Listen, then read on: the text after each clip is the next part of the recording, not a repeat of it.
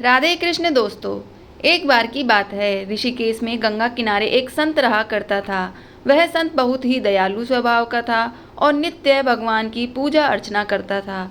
उस संत के बहुत सारे शिष्य थे जो कि उसके सानिध्य में शिक्षा ग्रहण कर रहे थे। वह संत जन्म से अंधा था, लेकिन उसका एक नियम था। वह प्रतिदिन दिन ढल जाने के बाद गगनचुंबी पहाड़ों में सैर के लिए जाया करता था।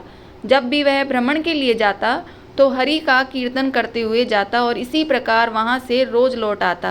अपने गुरु को प्रतिदिन ऐसा करता देख उसके शिष्य असमंजस्य में पड़ जाते थे कि वे अंधे होने के बावजूद भी ऐसा कैसे कर लेते हैं। एक दिन अपनी जिज्ञासा के चलते एक शिष्य ने उनसे पूछा, बाबा, आप हर रोज इतने ऊंचे ऊंचे पहाड़ों पर सैर के लिए जाते हैं, वहां तो बहुत गहरी खाइयां होती हैं और आप तो देख भी नहीं सकते, क्या आपको कभी डर नहीं लगता? कहीं पाँव डगमगा गए तो, या कोई जंगली जानवर आ जाए तो क्या आपको इन सब चीज़ों से जरा भी भय नहीं लगता? वह संत पहले थोड़ा मुस्कुराए और फिर वहाँ से चले गए। अगले दिन सुबह उन्होंने अपने शिष्यों को भ्रमण के लिए साथ चलने को कहा। पहाड़ों पर चढ़ते समय बाबा ने शिष्य से कहा कि यदि कोई गहरी खाई आए तो उन्हें बता दें। ऐसे ही वह दोनों चलते रहे और जैसे ही गहरी खाई आई, शिष्य ने बाबा को इस बारे में बताया और कहा, बाबा, गहरी खाई आ गई है।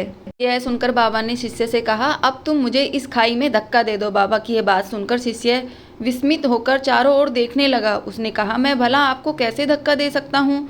ऐसा कुछ करने की तो मैं सोच भी नहीं सकता। शिष्य ने आगे कहा, आप मेरे गुरु हैं, मैं तो अपने किसी दुश्मन को भी इतनी गहरी खाई में नहीं धकेल सकता।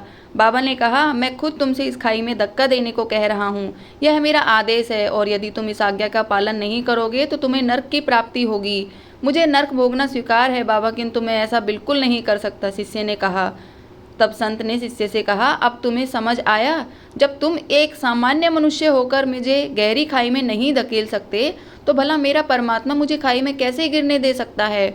भगवान हमेशा गिरे हुए को उबारते हैं और कभी किसी के भी साथ गलत नहीं होने देते। यह सुनकर शिष्य ने अपने गुरु को प्रणाम किया और इस सीख के लिए धन्यवाद दिया। इस छोटी सी कहानी से हमें यह शिक्षा मिलती है कि हमें कभी भी ईश्वर से अपने विश्वास को कम नहीं करना चाहिए। यदि आपके साथ कभी कुछ बुरा हो रहा है तो हो सकता है यह आने वाले समय में कुछ बहुत अच्छे होने का संकेत हो, इसलिए भगवान पर हमेशा विश्वास रखें।